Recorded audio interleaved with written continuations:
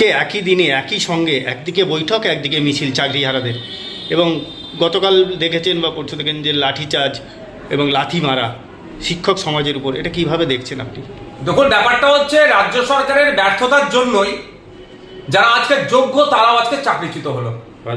High court থেকে supreme court বারবার বিচারপতিরা এই পৃথকীকরণের কথা বলেছে, কিন্তু এক একজন এক এক রকম তথ্য দিয়েছে। রাজ্য সরকার এক তথ্য দিয়েছে, এসএসসি আলাদা তথ্য দিয়েছে, পর্ষদ আলাদা তথ্য দিয়েছে। ফলে এই ভুলভাল তথ্যতে হচপচের জন্য এতগুলো বৈধ শিক্ষক আছে চাকরি হারা। আজকে অনেক কথা বলছে, কিন্তু আমি বলছি সম্পূর্ণ দায়ভার রাজ্য সরকারকে নিতে হবে। সহজ জিনিস ছিল ভাই, কারা অবৈধ পন্থা অবলম্বন করে চাকরি পেয়েছে তাদের লিস্টটা দিয়ে দিলে তাদেরকে বাতিল করে দাও, আর যারা বৈধ পন্থা অবলম্বন করে মেধার ভিত্তিতে চাকরি পেয়েছে তারা চাকরিতে বহাল থাকতো। সেইগুলো তো এই কটা বছর ধরে করতে পারলো না। এখন রাজ্য সরকার অনেক বড় বড় কথা বলছেন, অনেক প্রতিশ্রুতি দিচ্ছেন, প্রতিশ্রুতির অন্তঃসার শূন্য আমি মনে করি।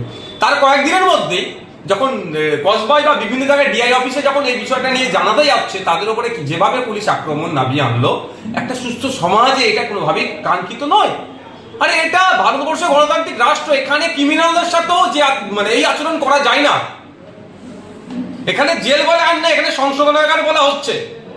আর সেখানে একজন শিক্ষক, যারা জাতির মেরুদণ্ড বা সমাজের মেরুদণ্ড বলি আমরা, তাদেরকে যেভাবে আক্রমণ হলো, মারধর হলো, শুধু লাঠির ডান্ডা ভেঙে ফেলেছে এমন মারধর করেছে। এদের বিরুদ্ধে পুলিশ মন্ত্রী তথা মুখ্যমন্ত্রী কি ব্যবস্থা গ্রহণ করলো? কটা পুলিশকে শোকজ করেছে? কজনের বিরুদ্ধে ডিসিপ্লিনারি অ্যাকশন নিয়েছে আমি জানতে চাই। ছাগল চোর গরু চোর ধরা পড়ে গেলে এরা বড় বড় করে তাদের West Bengal police, Calcutta police তাদের পেজে লিখে দেয় যে এত জায়গায় একটা ছাগল চোর ধরা পড়েছে। আমি এই মর্মে জাস্ট বোঝানোর জন্য বলছি। তাহলে এদের বিরুদ্ধে যারা এই ধরনের শিক্ষকদের উপর আক্রমণ চালালো, তাদের বিরুদ্ধে কি ব্যবস্থা গ্রহণ করলো লিখেছে তারা? এটা মেনে নেওয়া যায় না। আর এই আক্রমণ দেখে যারা এখনো চুপ করে আছে, যারা ভাবছেন না তৃণমূল কংগ্রেস সাথে ন্যায় দেবে, আমি তাদের বলছি আপনাদের হয়তো মনে নাম্বার তাহলে এগিয়ে আসছে। আপনারা প্রতিবাদ সোচ্চার হন। যারা এই শিক্ষকদের উপর আক্রমণ শুধু নয়, যারা শান্তিপূর্ণ কোনো মিছিলের ওপরে যেই ধরনের বিভিন্ন জায়গায় পুলিশ আক্রমণ করে, এর বিরুদ্ধে আপনারাও সোচ্চার হন। না হলে আগামী দিনে আপনার নাম্বার আসছে, দেখবেন আপনার অন্যায় নয়, আপনার উপরে আবার পুলিশ আক্রমণ হবে। দেখতে পাচ্ছি তো, গাড়ি যাচ্ছে, সব কাগজপত্র ঠিক আছে, এত টাকা দিতে হবে, না দিলে মারধর করছে, আটকে রাখছে গাড়ি। এ ধরনের অহরহ ঘটনা ঘটছে। তাহলে আমাদেরকে সমাজের সকল স্তরের মানুষকে আসতে হবে। পুলিশটা কি জিনিস? পুলিশকে আমরা মাইনে দিয়ে রেখেছি, আমাদের ট্যাক্সের টাকা দিয়ে রেখেছি, সাথে শান্তি শৃঙ্খলটা তারা বজায় রাখতে পারে। ডিসিপ্লিন, ট্রাফিক থেকে শুরু করে এই বিষয়টা যেন তারা ঠিকঠাক দেখে। তারা আমাদের উপরে চড়ে বসছে, তারা আমাদের উপরে লাঠিচার্জ করছে, তারা আমাদেরকে আক্রমণ করছে, আমাদের নামে মিথ্যা মামলা দিচ্ছে। আমি ধরে নিচ্ছি ওখানে কিছু দু একজন টিচার হয়তো অন্যায় করেছে, আমি ধরে নিলাম, করেনি, তারপরেও আমি বলছি তাই কি উচিত ছিল ওই টিচারদের বিরুদ্ধে চিহ্নিত করে আইনত ব্যবস্থা নেওয়া। তা না করে সমস্ত টিচারদের উপর আক্রমণ। এবার যদি আমি উল্টো কথা বলি, ওরা যে আমরা দেখেছি তো পুলিশ অন্যায় করে, তাই কি সমস্ত পুলিশকে পাবলিক ধরে পিটাবে? এটা মেনে নেওয়া যাবে? সুষ্ঠু সমাজকে মান্যতা দেবে? যেমন এটাকে মান্যতা দেবে না পুলিশের উপর আক্রমণকে, পুলিশ অন্যায় করলো পুলিশের উপর আক্রমণ করাকে মান্যতা দেবে না, ঠিক একইভাবে টিচারদের উপরে যেভাবে আক্রমণ করেছে পুলিশ, এটাকেও মেনে নেওয়া যায় না।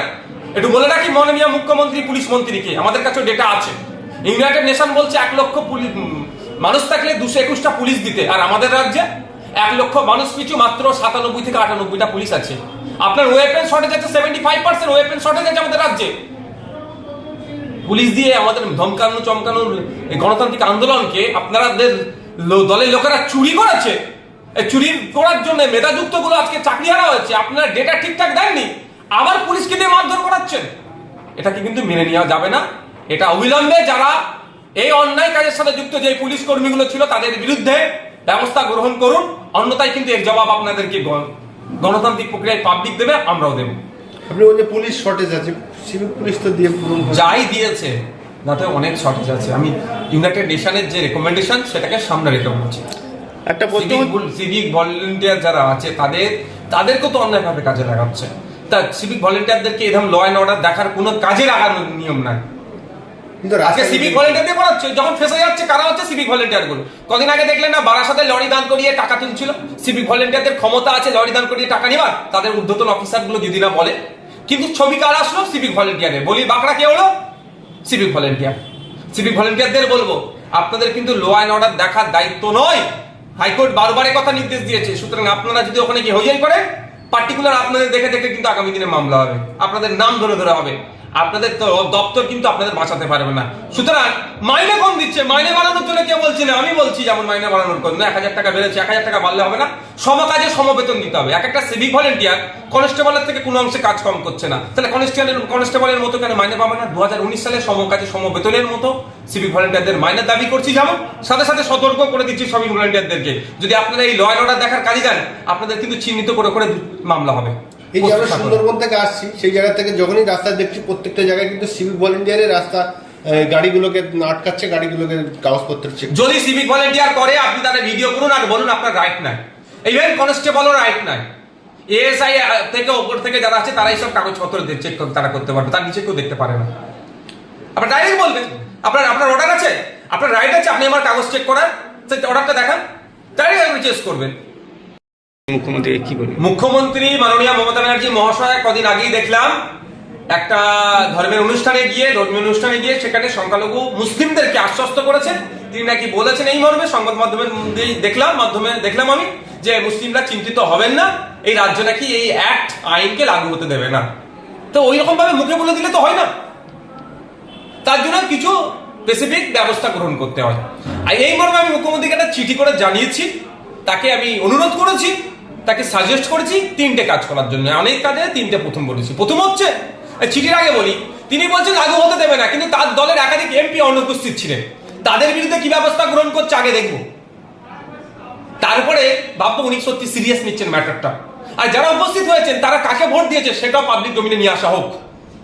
বিজেপির পক্ষে ভোট দিল না বিজেপির বিপক্ষে ভোট দিল, কারণ লোকসভা রাজ্যসভা মিলিয়ে 42টি এমপি আছে, একাধিক এমপি উপস্থিত ছিলেন না, তাদের বিরুদ্ধে কি ব্যবস্থা গ্রহণ করছেন সেটা যেমন দেখতে চাই, যারা ভোট দিয়েছেন কোন দিকে ভোটটা দিয়েছেন সেটা পাবলিক ডোমিনে আনা হোক। তারপর আমি 3টে মর্মে ওনাকে চিঠি করেছি। প্রথম হচ্ছে বিধানসভায় বিল, এই যে ওয়াকআপ